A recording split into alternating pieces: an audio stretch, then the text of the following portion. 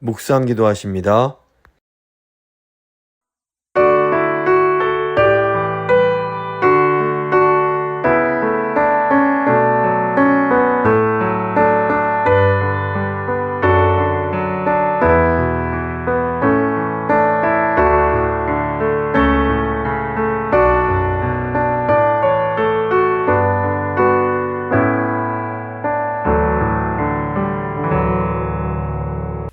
사도신경 고백합니다.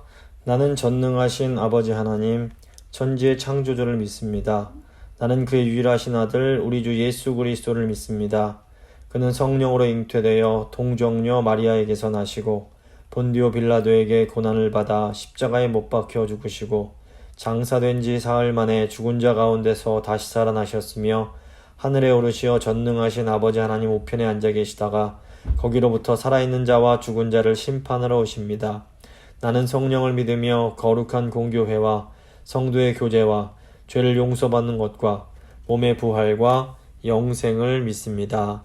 아멘. 찬송가 93장입니다. 찬송가 93장 찬양하시겠습니다.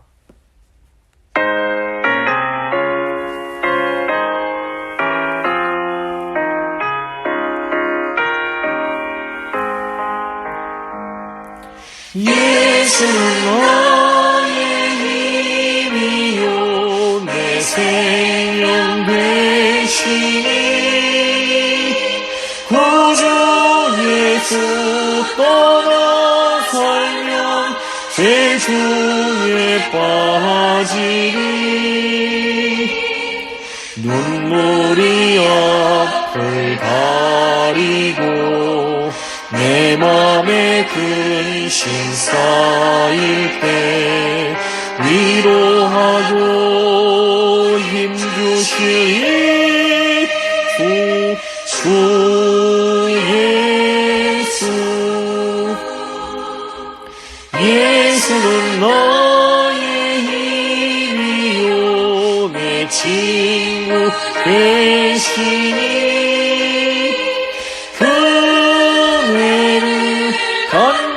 간구하면 공성히 받으리. 햇빛과 비를 주시니 추수할 곡식 많도다. 귀한 열매 주시니 주 예수. 예수는 나의 힘이요 내 기쁨 되시니 그 명령을 준행하여 늘 충성하겠네. 주야로 보호하시며 바른 길 가게 하시니 의지하고 따라갈 주 예수. 예수는 너의 힘이요 내 소망 되시니 이 세상을 떠나갈 때 곧 영생 얻으리. 한없는 복을 주시고 영원한 기쁨 주시니 나의 생명 나의 기쁨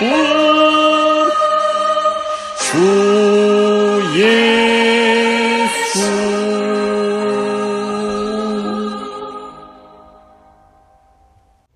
기도하십니다. 사랑의 하나님 감사합니다. 오늘도 하나님 그 은혜로 저희를 이 말씀의 자리로 불러주시고 또 예수 그리스도의 그 우리 구속자 유일한 구속자 예수 그리스도의 성육신 되심의 그 놀라운 또 비밀을 다시 한번 깨닫게 하시니 감사합니다. 오늘 말씀 들으시는 성도님들 한 분 한 분 가운데 성령님 역사하셔서 이 말씀 들을 때 잘 이해되는 그런 은혜가 있게 하시고 이 말씀을 통해서 저희가 더 예수님의 얼마나 우리에게 소중한 분이신지 다시 한번 깨닫는 복된 시간 될 수 있도록 주여 함께하여 주시옵소서. 모든 것 주께 의탁하며 귀하신 우리 주 예수 그리스도의 이름으로 간절히 기도드립니다. 아멘. 오늘 주신 하나님 말씀은 디모데전서 2장 5절과 6절 말씀입니다. 디모데전서 2장 5절과 6절 말씀 제가 봉독해 드리도록 하겠습니다. 하나님은 한 분이시요 또 하나님과 사람 사이의 중보자도 한 분이시니 곧 사람이신 그리스도 예수라. 그가 모든 사람을 위하여 자기를 대속물로 주셨으니 기약이 이르러 주신 증거니라. 아멘.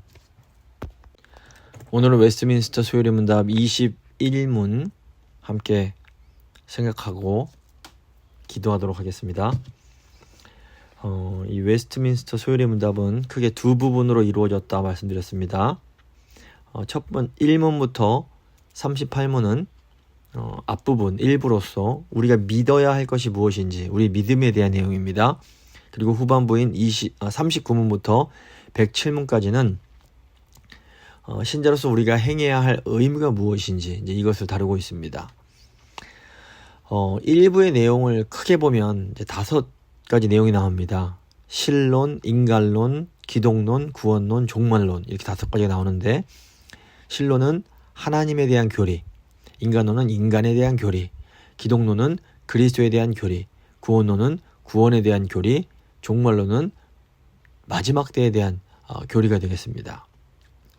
먼저 이제 그 1문과 2문은 그 서론에 해당하고 3문부터 12문은 이제 신론, 성경이 가르치는 하나님에 대한 교리, 하나님에 대한 가르침을 이제 다루고 있습니다. 그러니까 신론은 크게 하나님의 존재와 하나님의 사역 두 개를 다루는데 하나님의 이제 존재 부분은 하나님이 누구신지, 하나님의 속성과 삼위일체에 대해서 다루고 그 다음에 이제 하나님의 사역은 하나님께서 무슨 일을 하시는가, 어떤 하나님의 그 역사는 무엇인가를 다루는데 크게 세 부분 작정, 창조, 섭리 이렇게 3가지를 저희가 함께 생각했습니다. 그 다음에 이제 13문부터 19문은 인간론인데 저희가 이것도 쭉 살펴봤는데 특별히 웨스트민스터 소요리 문답은 그 인간의 타락에 대해서 집중적으로 설명을 합니다. 그래서 13문에서 15문까지는 인간의 죄와 타락이 무엇인지를 다루고 있고 16문부터 19문까지는 인간의 타락이 우리에게 가져온 결과가 무엇인지를 다루고 있습니다. 그리고 이제 20문부터 28문까지가 그리스도론, 그 성경이 가르치는 예수 그리스도에 대한 이제 교리가 되겠습니다. 저희가 지난번에 20문을 살펴봤는데 20문의 내용은 하나님의 예정과 은혜 언약에 대한 것이었습니다. 그리고 이제 오늘부터 이제 그 그리스도론 개요를 좀 살펴볼 텐데 이 교재 나눠드린 교재 표를 좀 보시면 이 그리스도론에 대한 쭉 그 내용이 어떻게 되는지가 나옵니다. 세 부분으로 이제 그리스도론을 다루는데 그 21문, 22문, 23문은 이 그리스도론 전체 내용, 개요를 다루고 있고 24, 25, 26문은 그리스도의 사역을 집중적으로 다루고 27, 28문은 그리스도의 상태 이제 이것을 또 구체적으로 다루고 있습니다. 앞으로 이제 하나하나 해 나갈 텐데 먼저 21문은 하나님이 선택하신 사람들의 구속자가 누구신지를 질문을 합니다. 21문 질문 한번 보겠습니다. 하나님이 택하신 자들의 구속자는 누구십니까? 답입니다. 하나님의 택자들의 유일한 구속자는 주 예수 그리스도이니 그는 하나님의 영원한 아들인데 사람이 되셨고 그래서 두 개의 구별된 본성이지만 한 인격으로 하나님과 사람이셨고 영원히 계속하여 신인이십니다. 이렇게 설명하고 있습니다. 자, 이제 하나하나 이 내용을 좀 살펴보도록 하겠습니다. 먼저 하나님의 택자들의 유일한 구속자는 주 예수 그리스도이니 이렇게 이제 말하고 있습니다.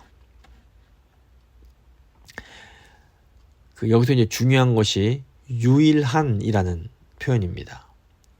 예수님은 하나님 백성들의 유일한 구속자, 유일한 구원자이십니다.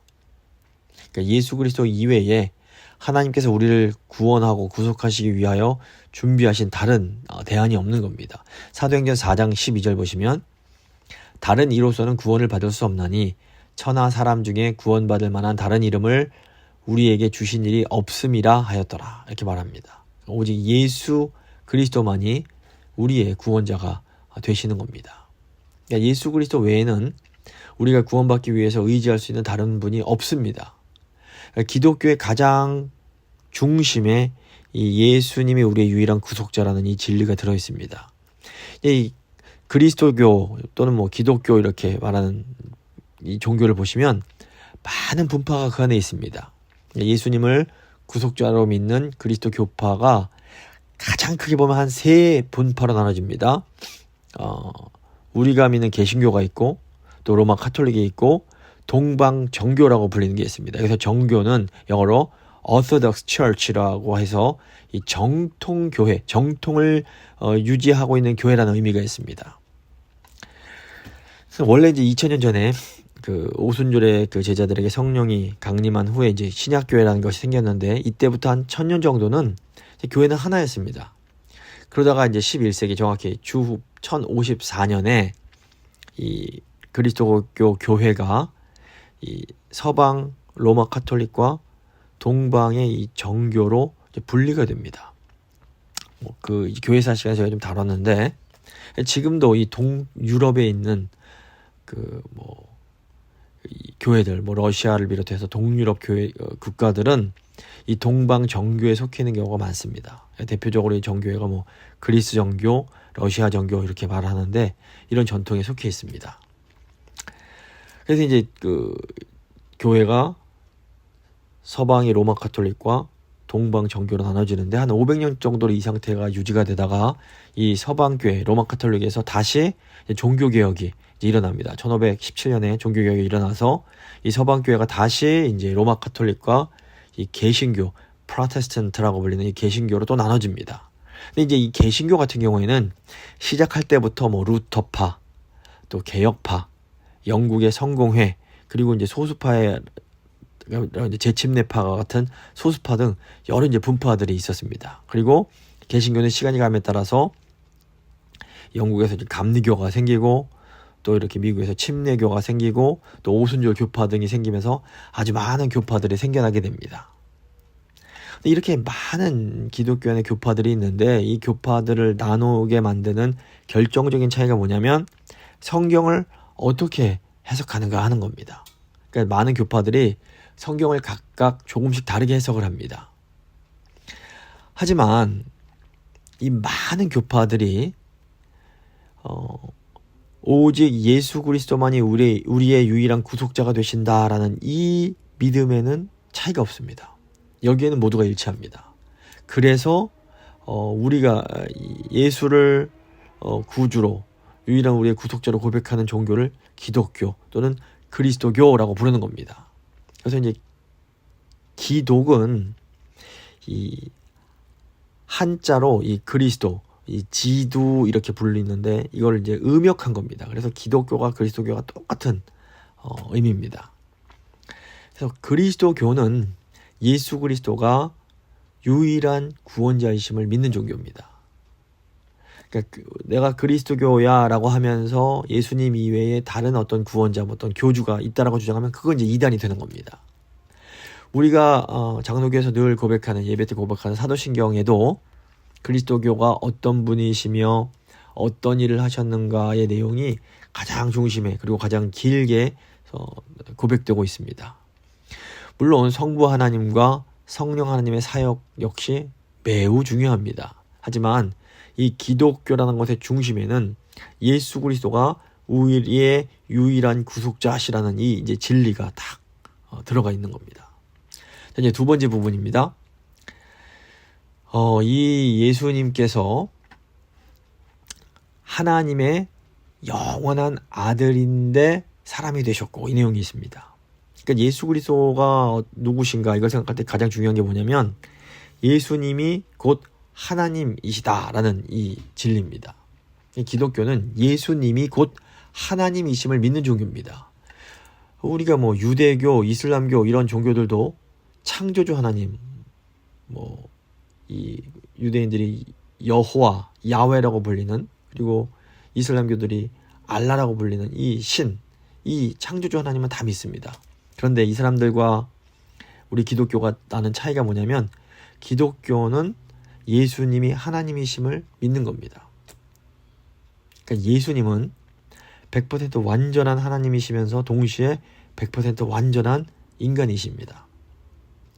우선 예수님은 완전한 하나님이십니다. 이제 웨스트민스터 소요리 문답은 이것을 하나님의 영원한 아들이라는 말로 표현합니다. 이거 잘 이해하셔야 됩니다. 일반적으로 우리가 하나님의 아들, 하나님의 자녀 그러면 우리 그리스도인들을 생각합니다. 물론 우리도 이제 하나님의 그 아들이요 딸인 것은 분명한 사실입니다. 하지만 지금 여기 이 하나님의 영원한 아들이라는 표현은 전혀 다른 의미가 있습니다. 하나님의 영원한 아들이라고 할 때 이것은 이제 존재론적인 차원의 의미가 있는 겁니다. 존재론적으로 말의 아들은 말입니다. 또 소의 아들은 소입니다. 개의 아들은 개입니다. 사람의 아들은 사람입니다. 이게 이제 존재론적 차원에서 이 아들의 의미입니다. 이런 의미에서 하나님의 아들은 하나님이신 겁니다. 그러니까 우리가 하나님의 자녀라고 할 때 이것은 존재론적 차원이 아니라 그냥 하나님이 우리를 지으셨다 이런 의미에서 쓰는 표현입니다. 하나님이 우리를 책임져 주신다. 하나님이 우리의 아버지가 되셔서 우리를 끝까지 책임져 주시고 우리를 돌봐주신다 이런 의미입니다. 하지만 예수님이 영원한 하나님의 아들이라고 할 때는 다른 차원입니다. 근데 이렇게 예수님이 하나님의 아들이라고 할 때 우리가 할 수 있는 오해가 있습니다. 일반적으로 아들은 아버지, 어머니, 부모로부터 나옵니다. 그래서 아버지가 아들보다 먼저 존재합니다. 그런데 이 성자가 성부의 아들이라고 할 때에는 다른 의미가 있습니다. 그러니까 성부가 먼저 존재하시고 나중에 성자가 이제 생겨난 것이 아닙니다. 이게 어떻게 된 건가? 이렇게 생각하실 수 있는데, 우리가 이렇게 흔히 생각할 수밖에 없는 것은 우리는 시간 안에서 존재할 수밖에 없는 사람들이기 때문에 이렇게 생각하는 게 당연합니다. 모든 걸 생각할 때 선후 관계를 따집니다. 그래서 성부가 먼저 계시고 그 다음에 성자가 성부로부터 나왔다, 나셨다 이렇게 생각하기가 쉬운 겁니다. 그런데 그렇지 않습니다. 성부와 성자 그리고 성령은 이 시간이 창조되기 이전부터, 즉 영원부터 함께 존재하셨습니다. 이게 중요합니다. 그래서 웨스트민스터 소요리 문답이 그리스도를 하나님의 영원한 아들 이렇게 설명을 하는 겁니다. 그러니까 오래 전에 먼저 성부가 계시고 그 성부가 성자를 이렇게 만들어내신 게 아니라는 겁니다. 여기서 영원은 그냥 시간적으로 오래전이 아니라 시간이 창조되기 이전, 시간을 초월한 그 영역을 의미합니다. 그래서 성부와 성자는 관계는 아버지와 아들이시지만 시간이 있기 전부터 원래부터 아버지와 아들로 존재하셨던 겁니다. 그러니까 두 분의 관계가 아버지와 아들이지 아버지가 아들을 만들어내신 게 아니라는 겁니다. 물론 성령도 마찬가지입니다. 그래서 성부와 성자와 성령은 영원부터 함께 존재하셨습니다. 물론 이제 구속자가 하나님의 영원한 아들이라고 할 때 이 하나님은 삼위일체 하나님이 아니라 성부 하나님을 의미합니다. 그러니까 성부 하나님은 영원히 성자를 낳으시고 이것이 인간적으로 낳으셨다는 것이 아니라 관계를 의미합니다.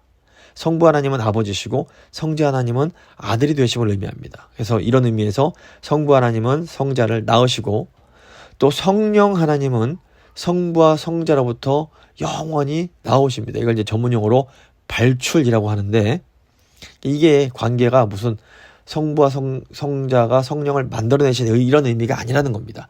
관계적으로 성부와 성자로부터 나오신다는 의미입니다. 그래서 성부가 성자와 성령의 기원과 근원이 되시는 것은 맞습니다. 관계적 차원에서 그렇습니다. 하지만 존재론적으로는 영원부터 함께 존재하신 겁니다. 이게 좀 너무 이제 신학적이고 좀 이렇게 테크니컬한 그런 좀 어려운 부분이 있지만 이게 되게 중요합니다. 그래서 요한복음 1장 14절에서 아버지의 독생자의 영광이다 이렇게 말할 때 아버지는 물론 성부를 의미합니다. 또 갈라디아서 4장 4절에서 하나님이 그 아들을 보내사 여자에게서 나게 하시고라고 할 때에 여기서 이제 하나님은 성부를 의미하고 그 아들은 성자 예수 그리스도를 의미합니다. 이 성부는 아무에게서도 기원을 갖지 않기 때문에 이제 다른 위격 성부와 그러니까 성자와 성령을 대표하시긴 합니다. 그래서 이 성경에서 보통 하나님 이렇게 말할 때는 성부 하나님을 의미할 때가 많습니다. 하지만 그럼에도 불구하고 이 아버지와 아들은 영원 전부터 아버지와 아들의 관계로 처음부터 존재하셨던 겁니다. 그러니까 시간을 초월해서 우리가 생각하는 시간이 만들어지기 이전부터, 이전이라고 표현도 좀 이 시간의 표현인데, 시간을 초월해서 예수 그리스도는 영원히 하나님의 아들이신 겁니다. 이 문제가 뭐냐면 이 관계가 우리 머리로 이해하기가 결코 쉽지 않다는 겁니다. 삼위일체라는 그 관계 자체가 인간의 머리로 이해하기는 쉽지 않습니다. 근데 그렇다고 또 우리가 전혀 모르는 건 아닙니다. 말로 표현하기 힘들지만 우리가 분명히 알고 있는 겁니다. 그래서 이 문제를 두고 초대교회 때부터 이단이 굉장히 많이 생겼습니다. 초대교회 때 아리우스라는 그런 사람이 아들이 계시기 전에 아버지가 먼저 존재하셨다 이렇게 주장하다가 결국 이단 판정을 받게 됩니다. 근데 이 성자가 영원부터 성부와 함께 계셨다는 이 진리가 왜 중요한 걸까요? 이게 뭐 그냥 아버지 먼저 계시고 아들 먼저 그 다음에 아들 계시면 안 되는 건가? 이렇게 생각할 수 있습니다. 그런데 만약에 시간 속에서 하나님께서, 그러니까 성부께서 성자를 낳으셨다면 이 성부와 성자가 동등한 분이 아니라 그러니까 성자께서 성부보다 열등한 분이 되십니다. 이거 아니라는 겁니다. 기독교는 삼위일체 하나님을 믿습니다. 그러니까 성부, 성자, 성령은 영원부터 함께 계시고 영원히 서로를 사랑하시고 영원히 서로를 존중하시며 영원롭게 하십니다. 그러니까 성부도 완전한 하나님이시고 성자 예수님도 완전한 하나님이시고 성령 하나님도 완전한 하나님이십니다. 삼위의 관계는 서로 영원한 사랑, 영원한 존중, 영원한 영원롭게 함은 있지만 서로 높고 낮음은 존재하지 않는다라는 겁니다. 성부와 성자 그리고 성령은 완전한 하나님이십니다. 그런데 성자는 죽기까지 성부에게 복종하시고 순종하십니다. 이게 놀라운 겁니다. 그리고 또한 성령은 절대로 자신을 드러내지 않으시고 영원히 성자를 높이십니다. 이 삼위 하나님의 존재, 삼위 하나님의 이런 이 모습은 오늘 우리에게 굉장히 중요한 의미를 줍니다. 우선 이 삼위 하나님의 관계는 성경적인 부부관계가 어떤 것인지를 알려주는 기초가 됩니다. 이게 굉장히 신비하고 놀랍습니다. 성경 보시면 이 부부가 절대적으로 동등합니다. 그러니까 이 남편이 아내보다 높다는 생각은 이게 타락에서 온 그런 결과입니다. 그래서 가부장적으로 남자가 이렇게 여자를 막 힘으로 다스리고 이것은 성경적인 게 아닙니다. 그러니까 남편이 아내보다 절대로 높지 않습니다. 창세기 2장 보시면 하나님이 아담의 갈비뼈, 그러니까 히브리어로 젤라라고 하는데 이 젤라에서 아내를 취합니다. 이것은 연면, 평등을 의미합니다. 또 이 돕는 배필이라는 단어가 이제 에세르라는 단어인데 이것은 그냥 이 비서, 어시스턴트 의미가 아니라 divine help, 신적인 도움, 하나님의 도움을 의미합니다. 이걸 봤을 때 부부는 절대적으로 평등합니다. 남편이 더 높은 존재고 아내가 더 낮은 존재가 아니라는 겁니다. 그런데 여기서 끝나는 게 아닙니다. 그럼에도 불구하고 이 부부관계는 또 질서가 있습니다. 성부와 성자가 완전히 동등하시지만 성자께서 성부에게 복종하시는 것처럼 하나님께서 남편에게 가정의 머리로서의 권위를 주셨습니다. 그래서 완전히 평등하지만 아내는 남편의 권위를 존중하며 남편에게 복종할 수 있어야 됩니다. 이것이 어떤 비굴한 복종이 아닙니다. 성자께서 성부에게 기쁨으로 복종하신 것처럼 아내가 남편에게 기쁨으로 복종을 해야 되는 겁니다. 물론 이게 다가 아닙니다. 성부께서 성자를 무한히 사랑하시는 것처럼 또 그리스도께서 교회를 무한히 사랑하시는 것처럼 그리고 교회를 위해서 모든 것을 다 내어주신 것처럼 남편은 아내를 목숨을 걸고 사랑하고 아내에게 모든 것을 다 내어주어야 되는 겁니다. 이 부부관계는 절대적으로 평등하지만 동시에 질서가 있고 절대적인 순종과 절대적인 또 희생적 사랑이 있는 겁니다. 굉장히 아름다운 관계인 겁니다. 이 삼위 하나님의 관계는 또한 나아가서 교회를 이해하는 데도 굉장히 중요합니다. 그러니까 목사는 가르치는 장로, 장로님들은 치리하는 장로인데 이 장로, 교회 리더와 이 평교인들의 관계는 절대적으로 평등합니다.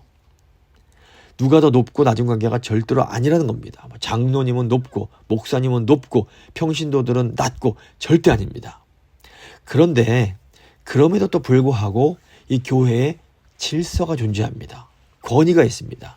이 목사와 장로에게는 하나님께서 권위를 주셨습니다. 그렇기 때문에 교인들은 목사와 장로에게 순종을 해야 되는 겁니다. 근데 이게 또 끝이 아닙니다. 목사와 장로들은 그리스도께서 교회를 사랑하신 것처럼 생명을 걸고 교인들을 사랑하고 교인들을 돌봐야 되는 겁니다. 이게 누가 높네 낮네 이런 싸움이 아니라 이 굉장히 그러니까 이 장로의 이 어깨는 너무너무 무거운 겁니다. 그래서 교인들은 이 교회 권위에 철저하게 순종하고 또 교회 권위는 정말 생명을 걸고 교인들을 사랑으로 섬기고 돌봐야 되는 겁니다. 이 세상을 보면 평등만을 강조합니다. 그래서 서로 맞먹으려고 그러고 막 이렇게 그냥 싸워댑니다. 또 한편 세상은 권위를 굉장히 강조합니다. 내가 높고 내가 힘이 있고 너는 나에게 복종해야 되고 이게 또 강조하기도 합니다. 이게 다 성경적인 건 아닙니다. 성경은 절대적인 기본적인 원리적인 평등을 말하면서도 또 동시에 거기에 어떤 질서와 권위가 있고 또 순종이 있고 또 희생적 사랑이 있는 겁니다. 하나님이신 성자께서 사람이 되셨습니다. 성부 하나님의 유일한 아들께서 사람이 되신 겁니다. 그러니까 우리가 하나님이 어떤 분이신지 알면 알수록 하나님의 아들이 이 사람이 되신 사건, 이 성육신 사건의 그 가치와 의미를 더 깊이 깨달을 수 있게 됩니다. 하나님은 무한하고 영원하고 불변하신 분입니다.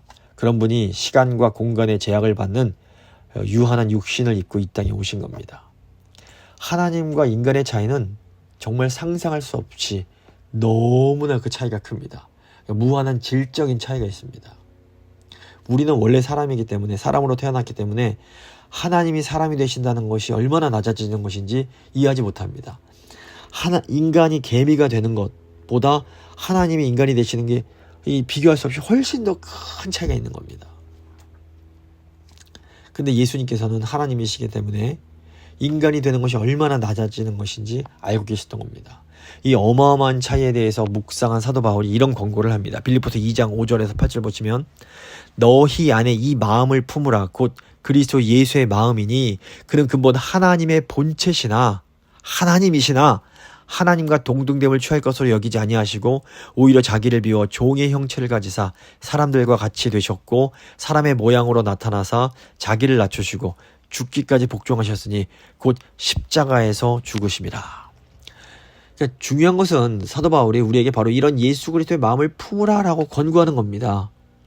예수님은 근본에 있어 하나님의 본체십니다. 그러니까 성부 하나님과 동일하시고 동등하신 분입니다. 그런데 자기를 완전히 비워서 종의 형체를 취하셨습니다.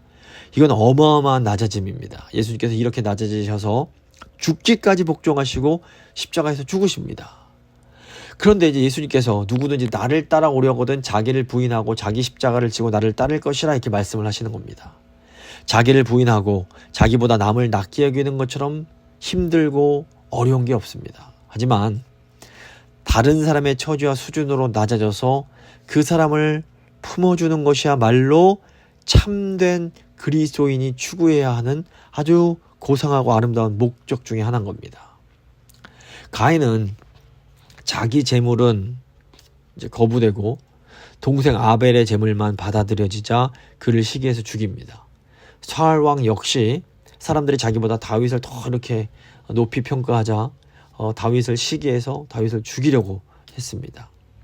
이처럼 자신은 인정받지 못하는데 나보다 아랫사람이 인정받는 상황을 받아들이는 것은 굉장히 힘든 일입니다. 나보다 못난 사람이 나보다 더 이렇게 잘 나가는 거 보면 아주 속이 상하는 겁니다. 하지만 성경은 아예 상대방의 처지로 내려가서 그와 하나가 되어 자기에게 주어진 십자가를 질 것을 요구합니다. 이것은 하나님이신 예수님께서 먼저 본을 보여주셨기 때문입니다. 그러니까 예수님께서 사람이 되신 이 사건을 예수님이니까 하신 사건이지 이렇게 생각하면 안 된다는 겁니다. 그러니까 예수님께서 보여주신 그 본을 따라서 우리도 자기를 부인하고 자기 십자가를 져야 되는 겁니다. 이 공자는 남이 자기를 알아주지 않아도 화내지 않으면 군자라고 말할 수 있다 이런 말을 합니다. 그런데 이 말을 정말로 실천할 수 있는 사람들이 바로 그리스도인들입니다. 우리의 정말 유일한 본이 되시는 예수님은 하나님이셨습니다. 사람들이 예수님을 알아보지 못하고 자신을 십자가에 못 박을 때 예수님은 도리어 그들의 무지함을 용서해달라고 기도를 드리십니다. 어마어마한 겁니다. 우리도 예수님의 본을 따라서 우리 자신을 비워야 됩니다. 자기의 존재와 신분을 확인받으려는 내가 누군데 이런 마음 내려놓고 세상의 평가가 아닌 하나님의 뜻을 생각하면서 용서와 사랑을 실천해 가야 되는 겁니다. 자, 이제 더 나아가서 두 개의 구별된 본성, 하나는 인격의 신인 이 내용을 보겠습니다.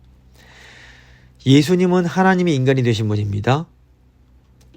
그런데 그럼 무슨 말이냐면 예수님 안에 하나님의 본성인 신성과 인간의 본성인 인성이 함께 공존한다라는 겁니다.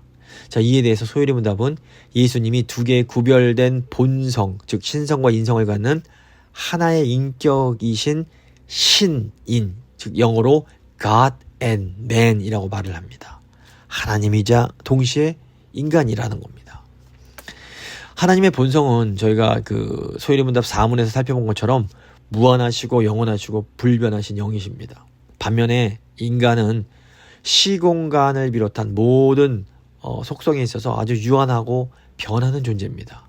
근데 이렇게 완전히 다른 이질적인 이 두 본성이 어떻게 하나의 인격을 이룰 수 있을까요? 이게 우리가 다 이해할 수 없는 어떤 신비에 해당합니다. 근데 사실 따지고 보면 우리는 이 태아의 발생과 성장도 사실 다 이해하지 못합니다.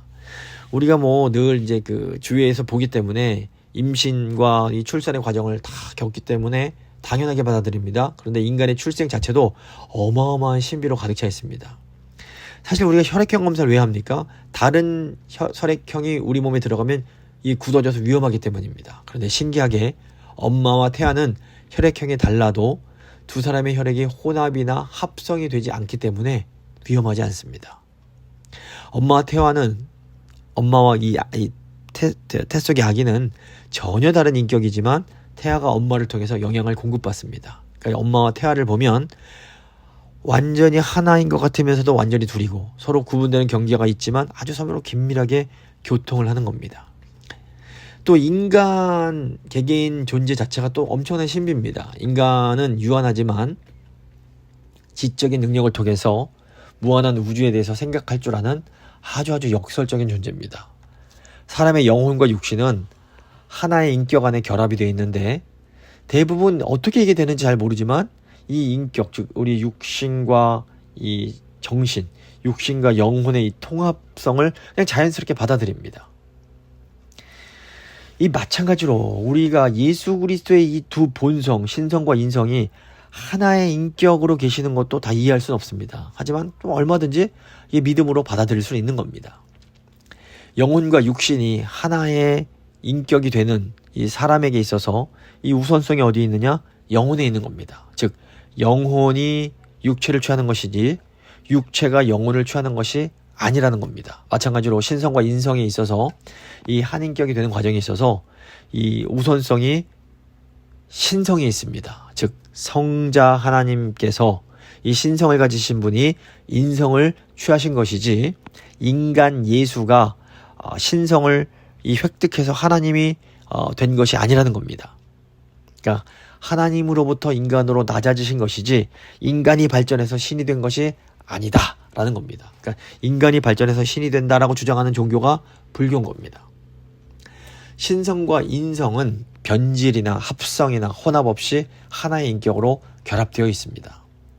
신성과 인성은 각각 무한과 유한으로 너무너무 큰 차이가 나기 때문에 한쪽이 다른 쪽으로 이렇게 변질되어 버리거나 이렇게 합쳐지거나 이렇게 뒤섞일 수 없다라는 겁니다. 이 좀 내용이 약간 어렵긴 한데 이게 중요합니다. 그래서 이제 초대교보들이 이 원리를 유한은 무한을 받지 못한다 이렇게 표현합니다. 다시 말해서 작은 그릇으로 바다를 담지 못한다 이렇게 또 비유할 수도 있습니다. 이 원리를 이제 사람이 어떤 내적인 인식 능력에 적용을 하면 유한은 무한을 인식할 수 없다 이렇게 표현하기도 합니다. 유한한 인간이 무한하신 하나님을 다 이해하지 못한다라는 겁니다. 그러니까 유한한 인간은 무한하신 하나님을 인식하지 못하기 때문에 우리가 하나님을 알려면 하나님의 계시, 하나님께서 자기를 드러내시고 보여주시는 것이 반드시 필요합니다. 근데 또 그 계시는 하나님께서 그냥 그 계시를 그냥 보여주시면 우리 유한이 받지 못하기 때문에 하나님이 그 계시를 이렇게 인간에게 적응해서 눈높이를 맞춰서 보여주셔야 됩니다. 이걸 이제 적응된 계시, 눈높이를 낮춰서 우리에게 하나님께서 자기를 보여주시는 계시가 될 수밖에 없는 겁니다. 자, 이제 마지막 부분 보시면 신인이셨고 영원히 계속하여 신인이십니다. 이것도 굉장히 또 중요한 의미가 있습니다. 성자 하나님께서 2000년 전에 이 마리아를 통해서 인성을 취하셔서 신이면서 인간이 되셨습니다. 그런데 그 이후로도 예수님께서 계속해서 인성을 가지고 계십니다. 인성을 버린 적이 없으신 겁니다. 예수님께서 이 땅을 사시는 동안에도 신이자 인간이셨고 부활하신 순간에도 신이자 인간이셨고 승천하실 때에도 신이자 인간이셨습니다. 그러니까 그 인간됨을 버리지 않으셨다라는 것이 굉장히 중요합니다.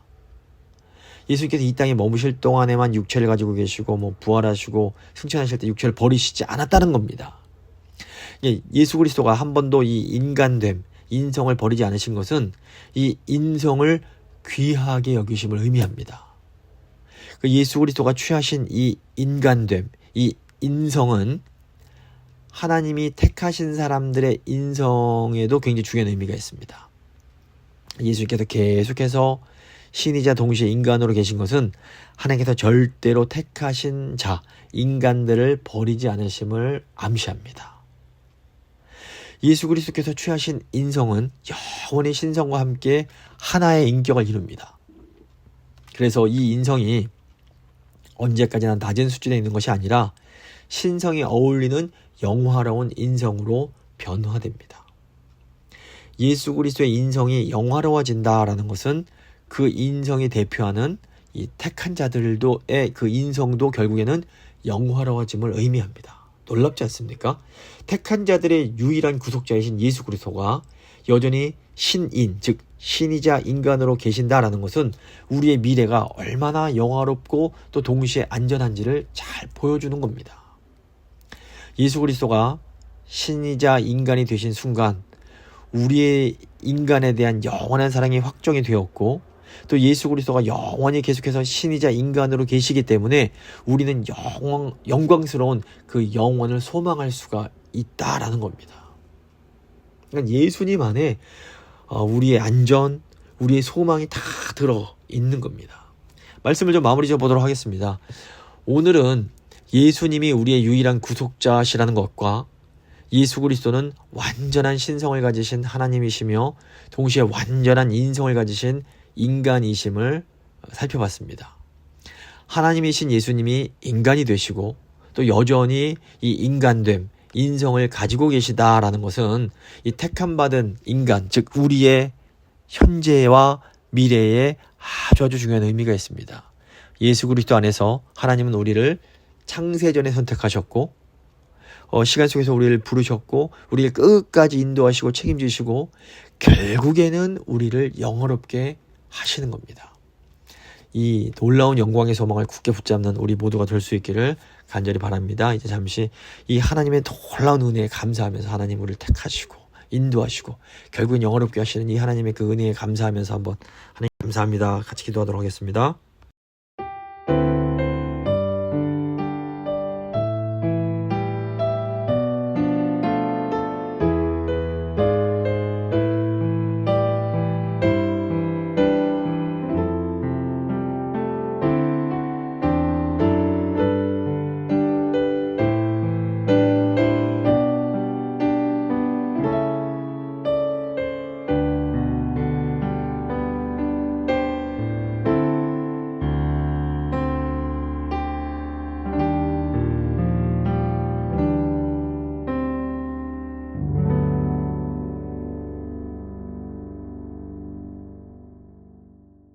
이제 잠시 함께 기도하는 시간 갖도록 하겠습니다. 첫 번째는 오늘 말씀에서 나눈 것처럼 예수님께서 자기를 비우시고 끝까지 희생하는 그런 삶을 사셨는데 저희도 자기를 부인하고 나를 비우고 순종하는 삶을 삶으로 선교적 삶을 살아낼 수 있도록 하나님 제가 끝까지 예수님 따라갈 수 있도록 도와주십시오. 한번 간절한 마음으로 기도하겠습니다.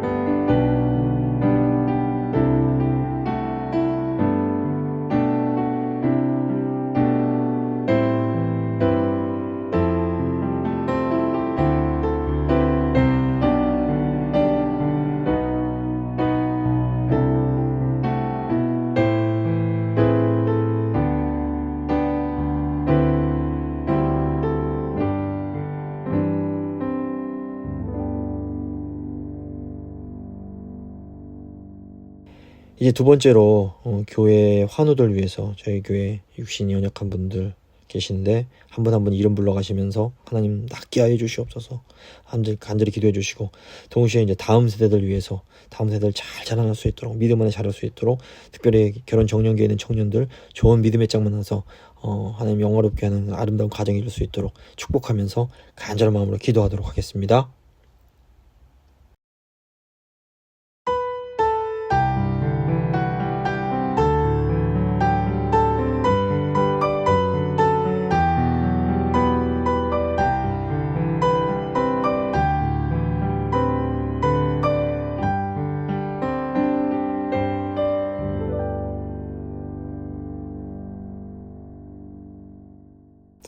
이제 마지막으로 전쟁과 자연재해로 어려움 겪는 지역과 그 신앙 때문에 핍박받는 지역 교회와 선교사들을 위해서 기도해 주실 때 뉴스 보니까 지금 남아프리카의 나라들이 기근 때문에 7천만 명이 식량 부족에 시달리고 있다고 합니다.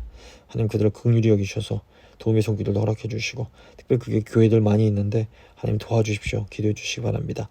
또 전쟁 하나님 이 땅에 평화 허락해 주십시오. 기도해 주시고 또 11월에 있을 미국 대선 하나님 뜻에 맞는 이 나라가 될 수 있게 해달라고 하나님 뜻에 맞는 지도자가 세워질 수 있게 해달라고 간절한 마음으로 기도하도록 하겠습니다.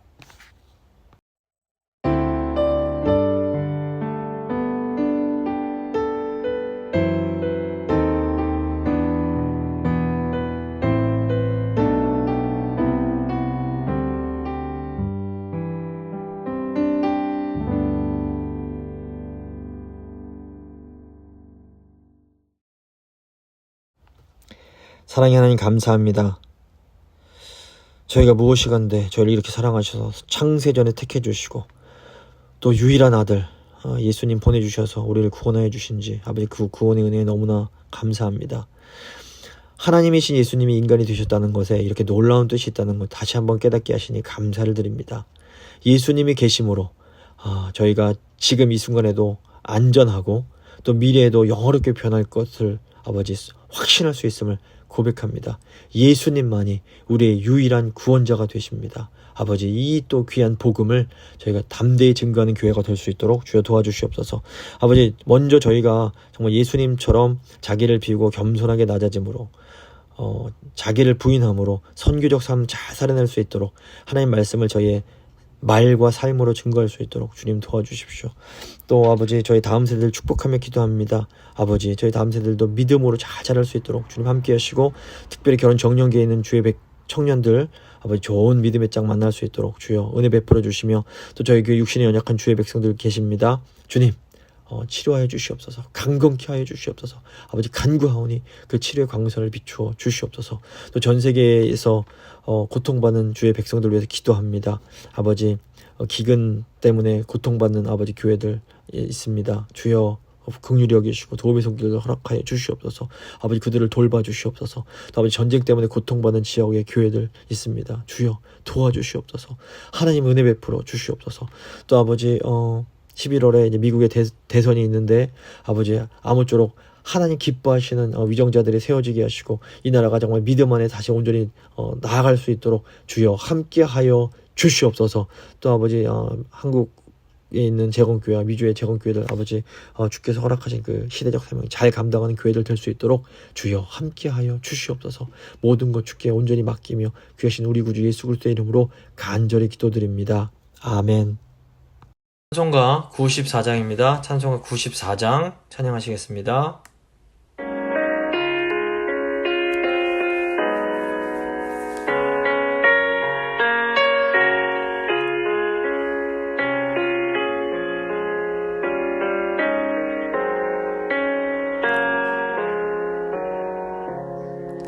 주 예수보다도 귀한 것은 없네. 이 세상 구비와 바꿀 수 없네. 영죽은 내 대신 돌아가신 그 놀라운 사랑 잊지 못해. 세상 즐거움 다 버리고 세상 자랑 다 버렸네. 주 예수보다도 귀한 것은 없네. 예수밖에는 없네. 주 예수보다도 귀한 것은 없네. 이 세상 명예와 바꿀 수 없네. 이전에 즐기던 세상 일도 주 사랑하는 마음 뺏지 못해. 세상 즐거움 다 버리고 세상 자랑 다 버렸네. 주 예수보다도 귀한 것은 없네. 예수밖에는 없네. 주 예수보다도 귀한 것은 없네. 이 세상 행복과 바꿀 수 없네. 유혹과 핍박이 몰려와도 주 섬기는 내 맘 변치 않아. 세상 즐거움 다 버리고 세상 자랑 다 없네.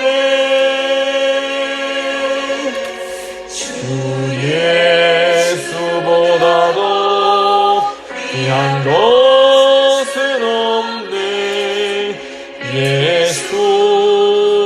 밖에는 없네.